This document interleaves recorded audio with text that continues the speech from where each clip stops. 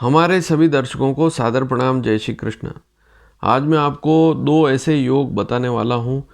इन योगों को हम सामान्य मानते हैं। कुंडली में जब भी ये योग नज़र आते हैं तो इन्हें हम सामान्य समझकर इनको छोड़ देते हैं, लेकिन इन योगों के प्रभाव से विवाह में देरी होती है। 28 वर्ष के बाद फिर विवाह के योग बनते हैं। तो दो ऐसे योग आज आपको बताने जा रहा हूँ। इन योगों के प्रभाव से विवाह में देरी अवश्य होगी। और ये योग कैसे देखेंगे? लग्न कुंडली से। क्योंकि हमेशा मैं आपको बताता हूँ कि लग्न कुंडली ही महत्वपूर्ण कुंडली है। सर्वप्रथम आप लग्न कुंडली पर ही नज़र डालें और वहीं से सारी स्थितियाँ आप सीखें, समझें। दूसरी कुंडली देखेंगे तो कुछ भी आपको पता नहीं लग पाएगा। इसलिए सर्वप्रथम तो हम लग्न कुंडली पर ही नज़र रखें तो अच्छा रहेगा। तो आज वाले योग जो बता रहा हूँ बहुत सामान्य से योग हैं, लेकिन इन्हें हम हल्के में ले लेते हैं और ये योग विवाह में देरी करते हैं। और अक्सर हमने देखा है कि ये जो योग आज बता रहा हूँ, इन योगों के प्रभाव से व्यक्ति अपनी पसंद को विशेष महत्व देगा और बार बार परिवर्तन होगा विचारों में और फिर विवाह में देरी होती है। तो ऐसी स्थितियां भी इन योगों के प्रभाव से होती है। तो सबसे पहला योग कैसे बनेगा? लग्न कुंडली में आप यह देखें कि लग्न का स्वामी कौन सा ग्रह है। लग्न जो है, प्रथम भाव जहाँ लिखा हुआ है, आप यहाँ पर कुंडली से समझ सकते हैं। प्रथम भाव में आप देखें कि क्या राशि लिखी हुई है और उसका स्वामी कौन सा ग्रह है।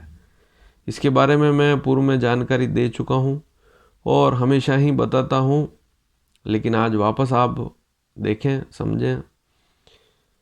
जैसे मेष और वृश्चिक राशि का स्वामी मंगल है, 1 और 8 नंबर, मेष और वृश्चिक राशि। वृषभ और तुला का स्वामी शुक्र है। मिथुन और कन्या का स्वामी बुध है। सिंह राशि का स्वामी सूर्य है।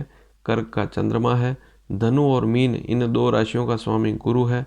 मकर और कुंभ, इन दो राशियों का स्वामी शनि है। तो आप लग्न को देखें, लग्न में क्या राशि लिखी हुई है। मान लीजिए लग्न में 1 का अंक लिखा हुआ है या 8 का अंक लिखा हुआ है, तो लग्न का स्वामी कौन सा ग्रह होगा? मंगल। तो इसी प्रकार से सभी राशियों को आप समझ सकते हैं।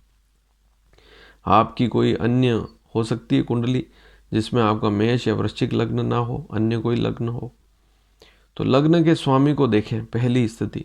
दूसरा यह है कि अष्टम भाव में क्या राशि लिखी हुई है, उसका स्वामी कौन सा ग्रह है, उसे देखें। अब योग को समझें। सबसे पहला योग जो है उसे समझें। लग्न का स्वामी कुंडली में कहीं पर भी शुक्र के साथ बैठा हो। लग्न का स्वामी कुंडली में कहीं पर भी शुक्र के साथ बैठ जाए और 8वें भाव का स्वामी 8वें भाव में ही हो, तभी जाकर इस प्रकार का योग बनेगा और विवाह में देरी होगी। तो ये दोनों स्थितियां एक साथ बननी चाहिए। लग्न का स्वामी शुक्र के साथ कुंडली में किसी भी भाव में बैठा हो और 8वें भाव का स्वामी, अष्टम भाव का स्वामी अष्टम भाव में ही बैठा हो, तब जाकर विवाह में विलंब होगा। तो पहला योग तो आपने समझ लिया। और पहले योग में लग्न के स्वामी को, अष्टम के स्वामी को अवश्य समझें। और यदि समझ में नहीं आया हो तो सबसे पहले तो यहाँ पर नीचे सब्सक्राइब लिखा हुआ है, हमारे इस चैनल को सब्सक्राइब करें और पूर्व के भी वीडियो आप अवश्य देखें। उसमें मैंने सभी राशियों के अंक, उनके स्वामी कैसे देखते हैं, सारी स्थितियाँ बताई है। तो चैनल को सब्सक्राइब करेंगे तो सारी जानकारियाँ मिलेगी और आने वाले समय में भी कोई नई जानकारी दूंगा, वह भी आप तक समय पर पहुंच पाएगी। अब दूसरा योग, यह योग भी बहुत सामान्य सा योग है, बिल्कुल साधारण सा योग। दूसरे भाव में धन भाव जो है, आपकी कुंडली में जो धन भाव है, दूसरा भाव धन का भाव भी कहलाता है, कुटुंब का भाव भी कहलाता है। इसमें मंगल और शुक्र दोनों बैठे हों, पहली स्थिति। मंगल और शुक्र की युति इन ही भावों में हो, दूसरे भाव में ही बैठे हों। पहली स्थिति तो यह समझनी है।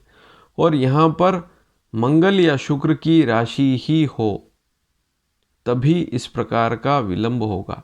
ऐसी स्थिति में 28 साल बाद ही विवाह होता है। तो कुंडली का दूसरा भाव ध्यान से देखें, द्वितीय भाव, सेकंड हाउस, लग्न कुंडली, उसमें मंगल और शुक्र दोनों साथ में बैठे हों और वहाँ पर राशि भी मंगल और शुक्र की ही हो। जैसे मंगल की राशि होती है मेष और वृश्चिक, दो राशियाँ होती है मंगल की, 1 और 8 नंबर अंक हो द्वितीय भाव में और मंगल शुक्र बैठे हों, या द्वितीय भाव में 2 या 7 का अंक लिखा हो और मंगल शुक्र दोनों साथ में बैठे हों, या तो वृषभ राशि पर हो या तुला राशि पर हो, तभी यह योग बनेगा। या मेष राशि पर दूसरे भाव में मंगल शुक्र बैठे हों या वृश्चिक राशि पर दूसरे भाव में मंगल शुक्र दोनों साथ में बैठे हों, तो व्यक्ति बार बार विचारों में परिवर्तन करेगा। चाहे लड़का है चाहे लड़की है, विचारों में परिवर्तन होंगे। कभी पसंद आएगा कभी नहीं आएगा, ऐसी स्थितियां बनेगी और फिर विवाह में इस कारण से भी विलंब होता है। तो दो योग हैं और वैसे बहुत ही विचित्र योग हैं दिखने में। अब बहुत सी बार हम यह जो योग हैं, इन योगों को देखकर हम इन्हें अशुभ मान लेते हैं। ऐसा नहीं है।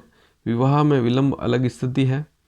अब ऐसे लोगों की आर्थिक स्थिति अच्छी हो सकती है, उनके पास अच्छा मकान हो सकता है, अच्छी सुख सुविधाएं हो सकती है, लेकिन विवाह में देरी होगी। इस बात को समझें आप। अब ऐसा नहीं है कि इन योगों के प्रभाव से विवाह भी नहीं होगा और दूसरी सारी स्थितियां भी खराब हो जाएगी, तो इस योग को खराब नहीं मानना है। दूसरी सारी स्थितियां अच्छी हो सकती है लेकिन विवाह में देरी होगी। अब इन दोनों में से यह देखना पड़ेगा कि कौन सा ग्रह उस कुंडली के हिसाब से अशुभ है, उसकी भी पूजा कर सकते हैं।